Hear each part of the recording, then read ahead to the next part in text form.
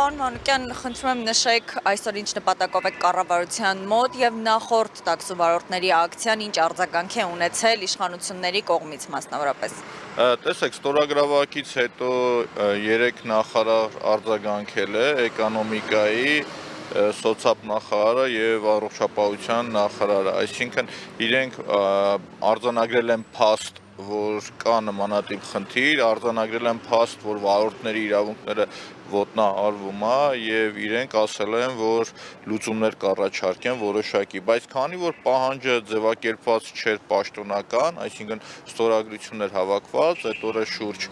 600 ստորագրություն, եթե չեմ սխալվում, հավաքագրվել, որոշում կայացվեց, որ երեքշաբթի օրը վարորդների հետ, այսինքն մի փոքր խմբով, մի քանի վարորդի հետ մենք գանք եւ նամակը պաշտոնապես մուտք անենք կառավարություն, որից հետո պլանավորվում է ուրբաթ օրը երթ ակցիա Yandex ծառայության գրասենյակի մոտ, պահանջներ Yandex-ից, որից հետո վարորդները պլանավորում են, եթե կառավարությունը 10-15 օրվա կտրվածքով որոշակի արձագանք չտվեց, որոշակի չափով չանդրադարձավ այս խնդրին, իրենք գնալու են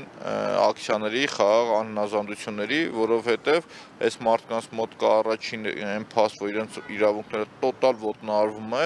իրանք բուլինգի են ենթարկվում այդ ծառայություն մատուցող ընկերությունների կողմից եւ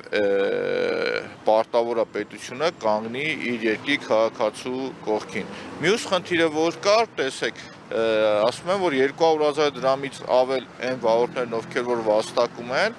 իրենք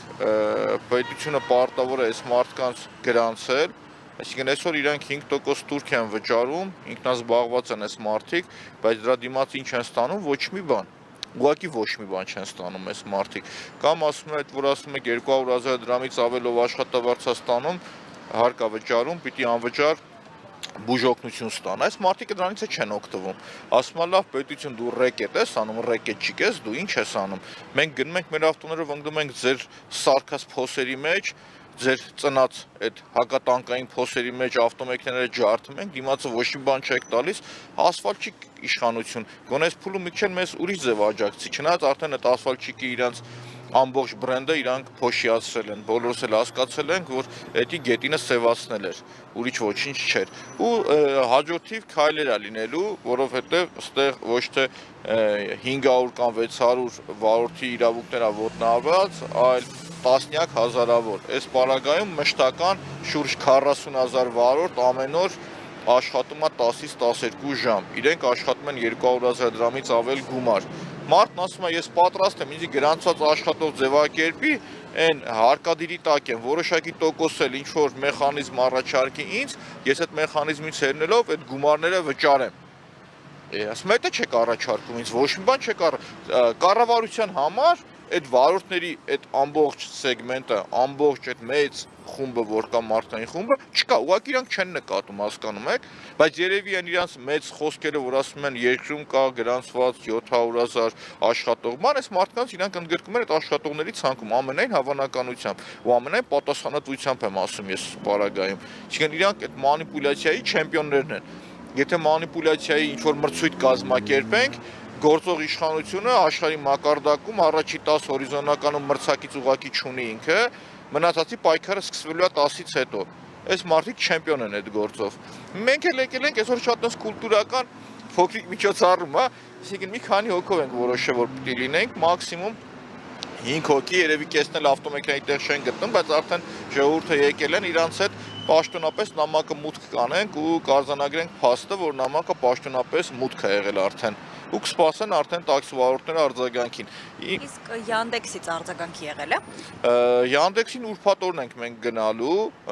ի՞նչն է խնդիրը։ Yandex-ը ստեղ ոնց հասկանում ենք, այդ իրանց աշխատանքային տենց շտաբ ասեմ, գլխամաս ասեմ, ինչ ասեմ, չունի, մի հատ ինչ-որ տեղ են գտել Մոսկովյանի վրա, որ տեղ ունեն, գնալու ենք ընդեն, մի քանի հոգի են նստած։ Ուրեմն վարորդները պատմում են, ասում են զանգում ենք բողոքը խոսում ենք, ասում են ինչ որ մեկը տանից, ասում է ժարիտ է անում, ասում է ջայտից զեննա գալի, երեխու լացից զեննա գալիս, ասում է Չկա գրասենյակ աշխատանք, որ օպերատիվ մեզ բանան արձագանք են։ Զանգում ասում ենք, այս խնդիրն է, հաճախորդը նստեց, գումարը չտվեց, փախավ։ Մի հատ իր հեռախոսի համարը տվեք, մենք բանան ենք։ Ասում մենք իրավունք չունենք տալու ադբոյ, ասում եմ, երևի AI-ով մի հատ ծրագիր է դրած արհեստական բանականությամբ, որ պատասխանի մեր բոլոր հարցերին։ Yandex-ի հետ կապված, տեսեք, մենակ այդ խնդիրները չէ, արհեստական մարդկանց անհասկանալի պատճառներով իրենց ռեյտինգը իջացնում են, այսինքն մարդիկ տեսնում են, որ իրենց ռեյտինգը իջել է, պատվեր չի գալիս, կամայական պատվերը չեղարկում են, այդ բոլորը պիտի լինի ինչ-որ մի կառույց, որտեղ որ այս մարդկանց իրավունքները կպաշտպանվի, ու շատ արդարացի է վարորդների պահանջը, ու իրանք ինչ պահանջ որ դնում են, ես իրենց կողքն եմ, բարձրաձայնում եմ իրենց խնդիրները, տալիս ենք ճիշտ ձևակերպում եւ պահանջատեր ենք լինելու այդ բոլորին։